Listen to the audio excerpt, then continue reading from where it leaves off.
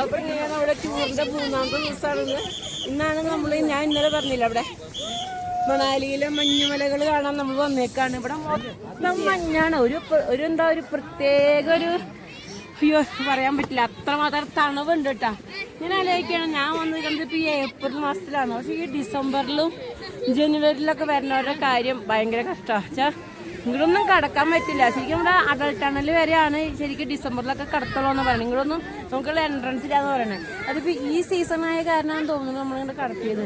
പക്ഷെ ഒരു രക്ഷയില്ല, നമുക്ക് ഫുള്ള് മഞ്ഞുമല. അവിടെ നോക്കിയാലും മഞ്ഞ്. ഞാന് ഉണ്ടാ കേട്ടാ തടുത്തിട്ട് വയ്യ, വായിക്കാൻ രക്ഷയില്ല. ഞാൻ കാര്യത്തിലേക്ക് ഞാൻ ഇന്ത്യയുടെ അങ്ങേ അറ്റത്തുനിന്ന് ഏകദേശം ഇന്ത്യയുടെ ഇങ്ങേ അറ്റം വരെ എത്തി അല്ല. ഒരു പ്രത്യേക ഒരു ജേണി, ഒരു രക്ഷയില്ല. ഇനിയോട് കുറെ റൈഡുകളൊക്കെ ഉണ്ട് കേട്ടോ. നമുക്ക് ചില വഴികളൊക്കെ ഉണ്ടല്ലോ, 2 വശം ഫുള്ള് മഞ്ഞ് മൂടി കിടന്നിട്ട് ആ മഞ്ഞ് വെട്ടിക്കളഞ്ഞിട്ടുള്ള അതുകൂടിയാണ് നമ്മുടെ വണ്ടികൾ വരുന്നത്. 2 സൈഡിലും മഞ്ഞിങ്ങനെ തിങ്ങി ഒരു രക്ഷയില്ല. ഭയങ്കര നല്ല രസം, ഒരു പ്രത്യേക ഒരു എക്സ്പീരിയൻസാണ്. അത് കണ്ടില്ലേ, നമുക്ക് ചുറ്റും മലകളാണ്, മഞ്ഞുമലകളുണ്ട്.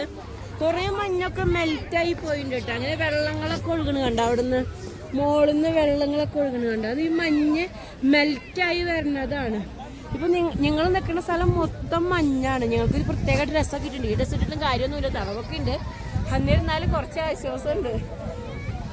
അപ്പൊ അങ്ങനെ ബാക്കി വിശേഷം നമുക്ക് നേരിട്ട് ഓരോ വീഡിയോസിനോട് കാണാം കേട്ടോ. അതെ, നമ്മൾ ഈ കടലിന്റെ തീരത്തൊക്കെ പോയിട്ട് നമ്മള് മണലോണ്ട് നമ്മള് രൂപങ്ങൾ ഉണ്ടാക്കില്ലേ, നിങ്ങളത് ഇത് മഞ്ഞോണ്ടാണ് ഇക്കിളും ഉണ്ടാക്കുന്നുണ്ട്. ഇക്കിളും കാര്യം അതൊന്നും അറിയില്ല, നോക്കട്ടെ, ഞങ്ങൾ ട്രൈ ചെയ്യണ്ടേട്ടാ. ഞാനുണ്ട്, അതാണ് ഞങ്ങളെ കുട്ടികളൊക്കെ ഭയങ്കര ആക്രമണമാണ്. മക്കളെ ആക്രമണമാണ്. എല്ലാവർക്കും മഞ്ഞ് കണ്ടപ്പോഴേ ഭയങ്കര ആക്രമണം. അയ്യോ, ഞാൻ ഇവിടെ കിടക്കുന്നൊക്കെ നോക്കട്ടെ, ഞാൻ പോണു. അയ്യോ, ഈ പിള്ളേരൊക്കെ ആക്രമിക്കുന്നേ.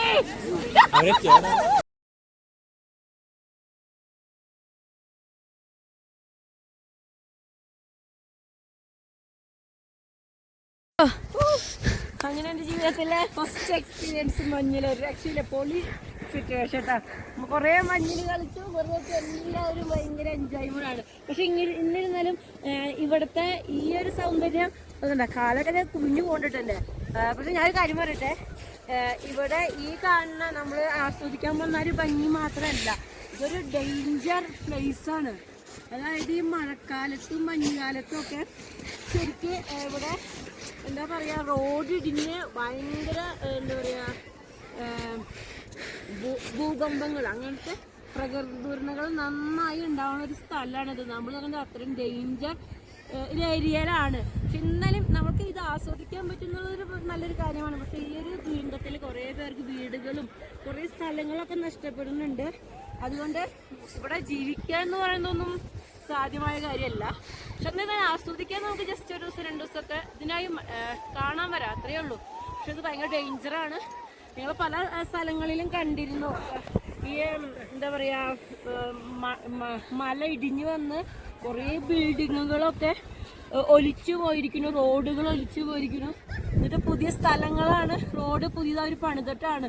ഏകദേശം എല്ലാ കൊല്ലവും ഇവര് പുതിയ റോഡുകൾ ഉണ്ടാക്കണമെന്നാണ് എൻ്റെ ഒരു നിഗമനം. പക്ഷെ കഴിഞ്ഞാൽ നമ്മൾ പോണ വഴികളിലൊക്കെ കാണാം കുറേ റോഡുകളൊക്കെ ഇടിഞ്ഞ് ബിൽഡിങ്ങുകൾ ഇടിഞ്ഞ് കിടക്കുന്നതൊക്കെ. എന്നിരുന്നാലും നമുക്ക് ഇങ്ങനെ കുറച്ച് ആസ്വദിക്കുമെങ്കിൽ ജസ്റ്റ് 1 ദിവസം 2 ദിവസം 2 ദിവസമൊക്കെ നിൽക്കാം. അതിൽ കൂടുതലൊന്നും നമ്മളെ പോലുള്ളവർക്കും നിൽക്കാൻ പറ്റില്ല ഇവിടെ. എന്തായാലും ഒരു എന്തായാലും സ്പെഷ്യൽ എക്സ്പീരിയൻസ് ആണ് ഇവിടെ കേട്ടോ. ഓക്കെ.